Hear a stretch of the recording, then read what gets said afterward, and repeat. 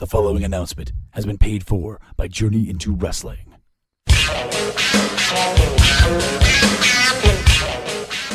Things seem to be changing around here, and I'm talking podcasts, brother. Journey into Comics Network and no JIW? Where's the wrestling? That's just it, brah. We're making a comeback. JIW is taking over. Butt stuff, podcastrophe, the Puhr Rapport, all these new guys on the scene. We're about to show them what podcasting is all about, Chico. Why don't you tell them when they can hear us, Nate? Every other Wednesday, right here on the Journey into Wrestling Network. Anything less is just too civilized.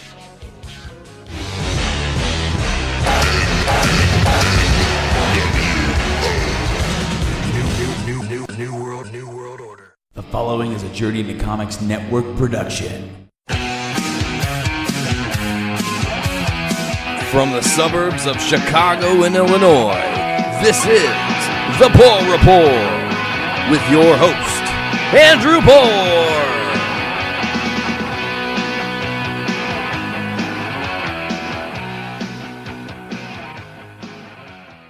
Welcome, ladies and gentlemen, to episode 25 of the Puhr Rapport.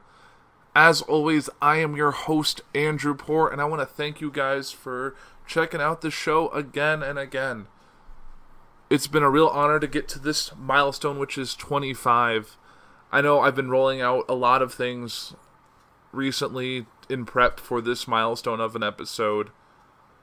If you've paid any attention, you've noticed that yesterday on the Journey into Comics podcast, right before the intro started, you saw the bumper for my show moving forward, which involved fake news and Donald Trump, which is always a good way to get attention. And then you've noticed that right before I started talking, there was my updated intro, which was put together by my friend and podfather Nate Phillips of JIC and the co-vice president of the Journey into Comics Network, which I've been proud to be a part of for going on 6 months now. We had a board meeting over the weekend, so got a lot of exciting things to share in due time. But yeah, things are going really well from the podcast side of things. I know with episode 25, and really starting with episode 20, I unveiled the Puhr 4 segment, which is how I'm going to take the show forward, which involves 4 news topics, either a specific article or a big chunk of a topic. I've run into a lot lately is that I could easily have 4 separate news articles that I want to talk about that are all about Donald Trump, but it doesn't do justice to the Puhr 4, so it's Donald Trump himself can just be one of the topics, and I can get through all of those. And the other thing I wanted to try and get out of the Puhr 4 is to limit the size of the episode. I know if you're anything like me, sometimes you have podcasts that you listen to 5 or 6 or 7 that all are an hour and a half long, and you don't have that kind of time in a week. So I've been trying to limit the episode to 30 to 40 minutes. At least that's what I intended to, but the last few episodes have been a little longer than that, which is unfortunate, and I apologize. But sometimes there's just really big news weeks that you can't condense down to a nice bite-sized chunk, which is what I've been hoping to do. So I'm going to try and keep this episode today 30 minutes, and that's why I've holding back on about 4 pages of notes I wanted to discuss, and that'll just be a big topic next week on episode 26. And really another thing that I added was back in, I think 2 episodes ago, I brought out the Puhr Rapport, which is a new segment where I rant and rave about something that I think is ridiculous and that shouldn't be something that I should even have to report on. It should be obvious. I know I talked about people eating Tide Pods, and I talked about people bringing fake emotional support animals onto airplanes and causing all sorts of chaos and problems, and how just because you love your animal doesn't mean you should be able to bring it with you on an airplane. I don't want to get into it again. If you want to listen to the last week's episode, if you want to hear me talk about that. And yeah, this is a news show focusing on current news and political news and government news and sometimes international news, depending on what's going on. It's all relatively late breaking because, like the majority of my show, it records on Monday nights for the show when it drops on Tuesday.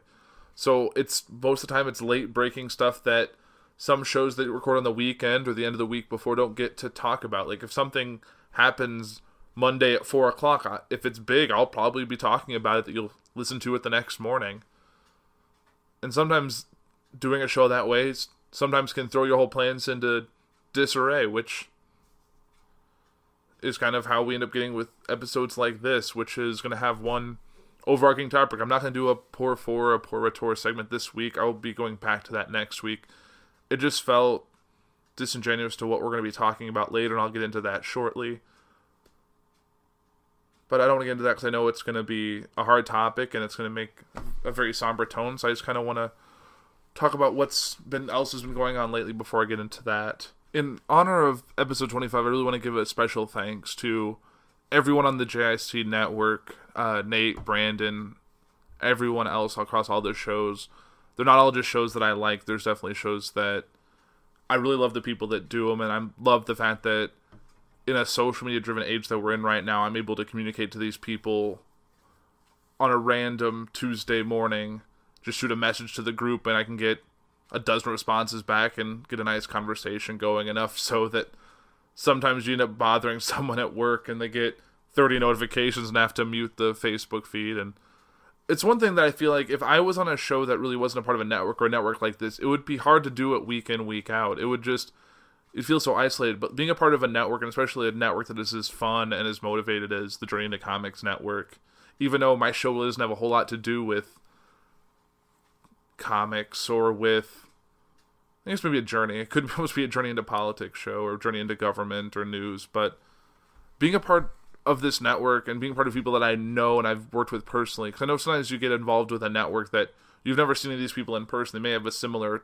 content that you, but this network has been great and given the opportunities to really expand the show and have the kind of support group that really makes this show great. So I really want to thank everyone on the network, and I'm really glad you've been with me for the past 6 months as we've gotten this show off the ground. And I've seen a lot of shows on the network grow, like Podcastrophe and my show have both started up at the same time, and now Podcastrophe with Dick Blaine Tyner now as a co-host, so that's exciting, and that's really kind of changed the show a little bit, but still kept it very much the same. And we've seen a lot of evolution of shows and shows that have started since my show started about 6 months ago. So we're in a great place. So I encourage everyone to check out all the other shows on the network.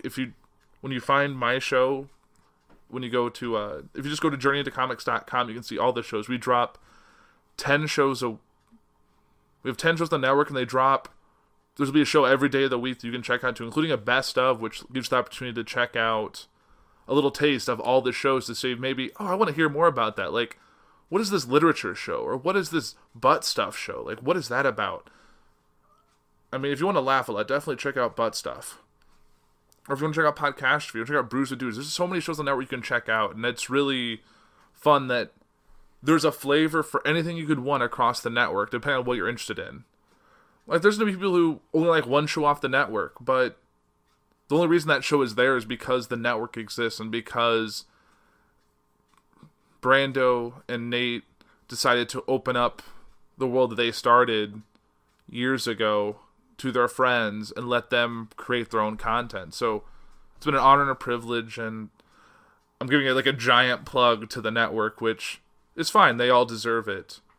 And I think I'm just trying to avoid getting into my next topic, which I really should get into now. And I'm not going to focus on a lot of the negatives that, like, if you listen to my episode 6, which is Trump v.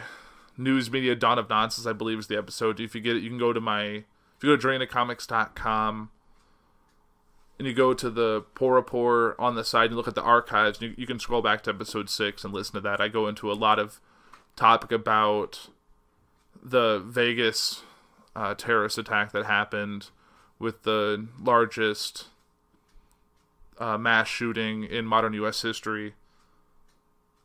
And it's crazy that was only 19 episodes ago, was something that we're already back here dealing with the same thing again. And before I talk about really what's else going on, I'm going to really talk about what happened. And last Wednesday, which was Valentine's Day, there was a horrific tragedy in Parkland, Florida. There was a school shooting. An active gunman went in there and he shot and killed 17 people and injured others. And I really want to talk about there's that. I know sometimes with news shows you see it, they always want a taste of information. I know I was keeping up on social media with what was happening, and there were kids, because it was a high school, there was students tweeting out about what was going on, and there was news anchors and news people tweeting them saying, like, can I share this image? Do you have time to talk?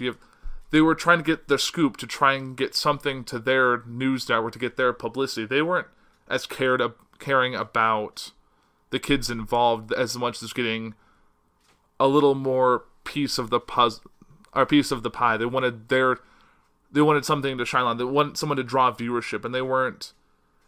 And I think it's awful that we're living in a society where a tragedy like this can happen, and people are trying to make it about them or make it something that'll help them out.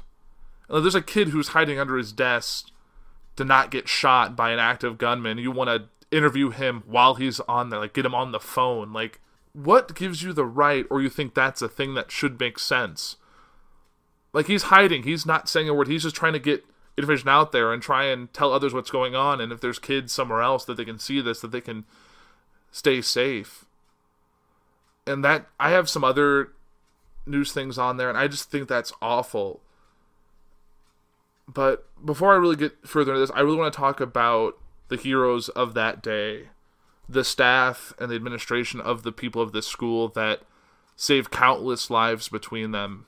And I'm going to kind of run down the list I have here. The assistant football coach, Aaron Feis, he died shielding students from bullets. Aaron Feis was 37, worked as an assistant football coach and security guard at the school. Feis threw himself in front of students to shield them from bullets during the Wednesday shooting at his alma mater. He actually graduated from the school in 1999. He was shot and later died during surgery. Denise Latio, a spokeswoman for the school, told CNN he died the same way he lived. He put himself second. He was a very kind soul, a very nice man. He died a hero. Freshman student Chris McKenna told the Sun Sentinel that he told Feis outside of the building that he had seen the gunman and that Feis went inside to assess the situation. I told him I saw a gun, McKenna said. He said, let me go check it out. Then he drove me to the baseball field, dropped me off, and went back to the school. That's the last I saw of him. So he was getting kids to safety and then went back in to help more. It's a true hero, and he deserves all the respect. And I actually saw someone post on social media, like, if he had a gun, if Feis had a gun too, imagine how else he could have saved. Like, did he do enough? Why do you need to make this another point in the gun issue that every staff or teacher or administrator should be armed at all times to prevent some of this from happening? Like, I'm gonna get into it later, but I don't want to get off topic. Teacher Scott Beigel was killed after opening his classroom door to let kids in. Geography teacher Scott Beigel was 35. He opened the door of his classroom to let in a group of students, including Kelsey Friend. The teacher then attempted to relock the classroom doors. The gunman walked by and he was shot dead. Friend told Good Morning America, he unlocked the door and let us in. I thought he was behind me, but he wasn't. When he opened the door, he had to relock it so he could stay safe, but he didn't get the chance. The janitor who stopped kids from running towards the shooter. An unnamed janitor helped save students who were unknowingly running towards the shooter. Student David Hogg told CNN that he and his classmates began running with other students after the suspected shooter pulled the fire alarm. Thank God the janitor that stopped us. Hogg told CNN, adding that she told them to run the other way and then ushered them into a culinary classroom for safety. She saved my life and she saved easily 40 others there. Teacher Ashley Kurth helped 65 people hide during the shooting. Ashley Kurth, the 34-year-old culinary teacher, told the Daily Beast that she heard the shooting from her classroom and went to lock the door. When she saw a whole mass of children running out of the freshman building where the shooter was, it was surreal just watching them come out like that. I just started grabbing as many kids as I could and grabbed two of my fellow colleagues and the kids that were with them. She said after about 60 or 90 seconds, I shut the door and I got everybody back in our storage area in my office. Final count, I think, had like 65 in my room. Teacher Shanti Viswanthan refused to open her classroom door to the cops in case it was a trick. Algebra teacher also known as Mrs. V, knew something wasn't right when the second fire alarm of the day went off. The Sun sent a report, so she had her students get on the floor in the corner of the room rather than evacuate, and covered paper over the classroom doors window so no one could see her. She also refused to open the door to the police in case it was a trick. She said, "Knock it down or open it with a key. I'm not opening the door." A parent whose son in her classroom said one student texted his mom, "Some SWAT guy took out the window and cleared our room." Teacher Melissa Falkowski hid 19 students in a closet.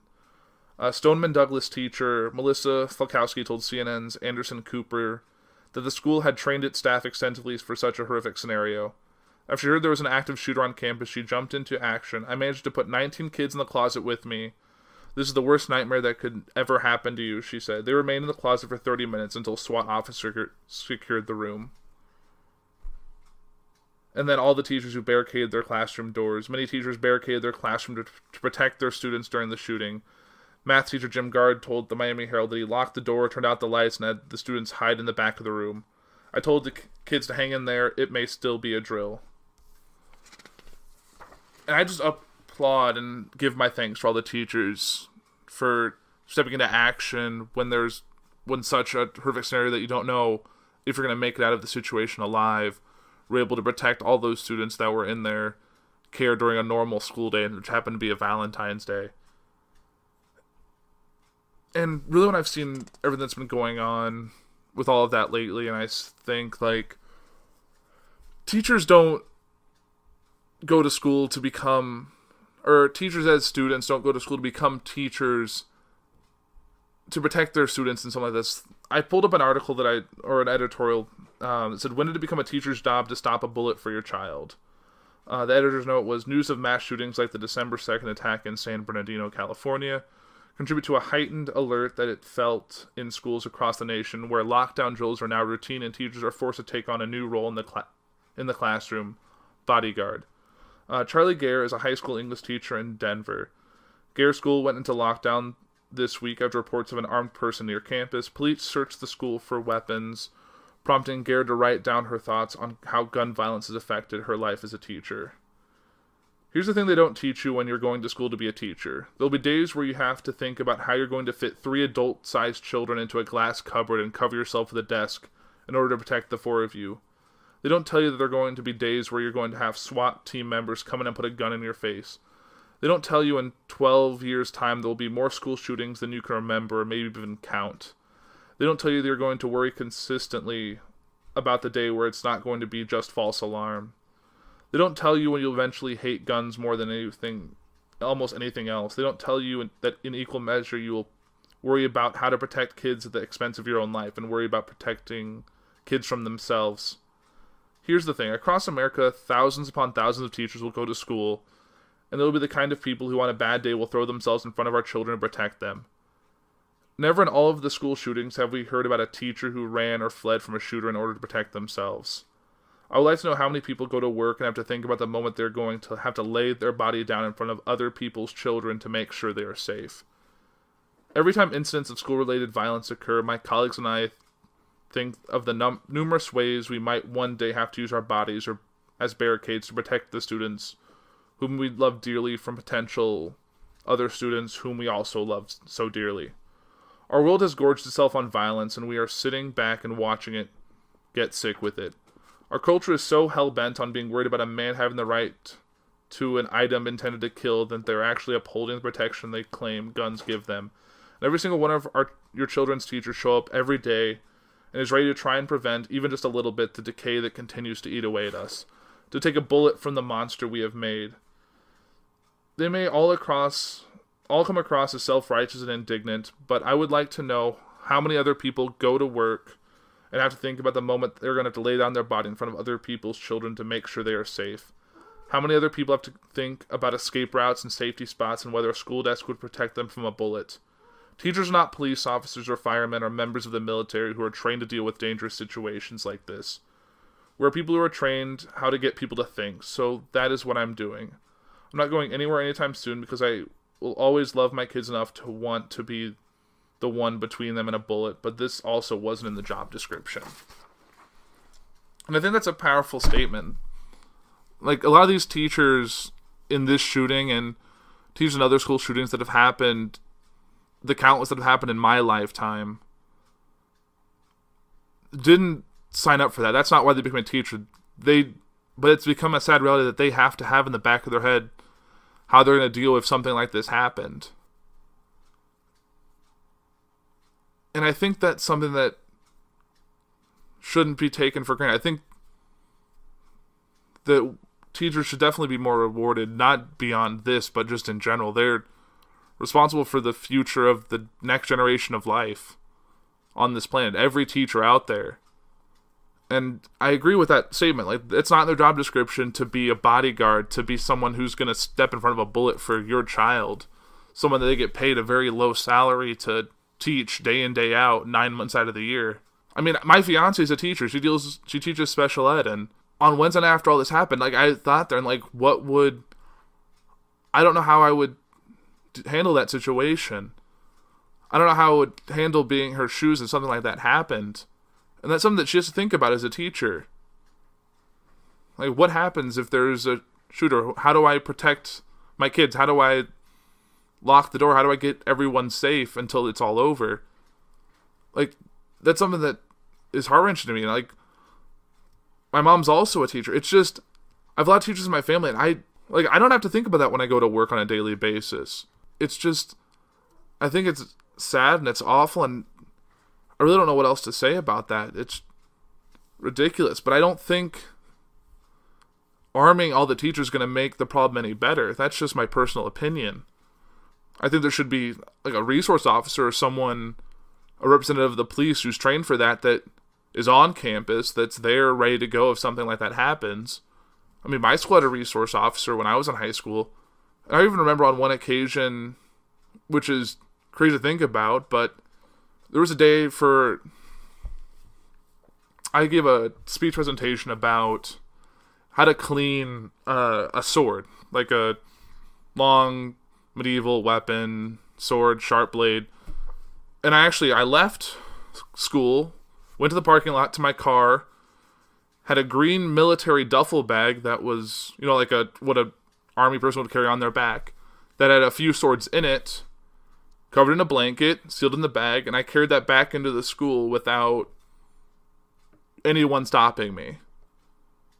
And that's crazy that didn't alert. Like, I should have been stopped. I should have had someone at the desk be like, hey, what's in the bag? Like, they don't know what I'm doing. Like, the fun to think about now, but I could have, if I was a different person or had different intentions, or if that was something else in that bag, it could have gone a lot further than that. And that's crazy that how something like that could easily have slipped through the cracks. And hopefully the security is better now, and I think it is. I think all these school shootings have helped increase security around entrances, but that's just something that shouldn't have to be a thing. And really, before I kind of wrap this up, and I'm going to try and keep this episode short, so I'm going to hopefully wrap it up in the next few minutes, but I want to share a few social media posts that had to do with what's been going on. Let's see. Here's this aren't necessarily my opinions, and I'll go into a lot more about my opinions and everything on next week's episode, but these are some of the ones I thought were very poignant and very things that we're sharing. Let's take a moment to honor the sacrifice of our brave school children who lay down their lives to protect our right to bear arms. Someone on Twitter posted saying, things I've heard this week. A little girl once knew tennis shoes because if a shooter comes in and she hides, she's scared her light-up Skechers will give her away. Which is an awful thing to think about. That's not something someone at that age should have to at all concern themselves with. That is, another student will only wear grippy socks to school in case she has to run and she's afraid her shoes will squeak. Another Twitter post. McDonald's taking the cheeseburger out of the Happy Meal to keep kids healthier sounds ridiculous and useless, but it's actually more effort than Congress puts into preventing kids from getting shot at school. Another post on Twitter. In America, they say the only way to stop a bad guy with a gun is a good guy with a gun. But that just sounds like someone trying to sell two guns. Which is another interesting point. Someone posted on Facebook, it says, how to get a gun in Japan. To get a gun in Japan, you have to first attend an all-day class and pass a written test, which are held only once per month.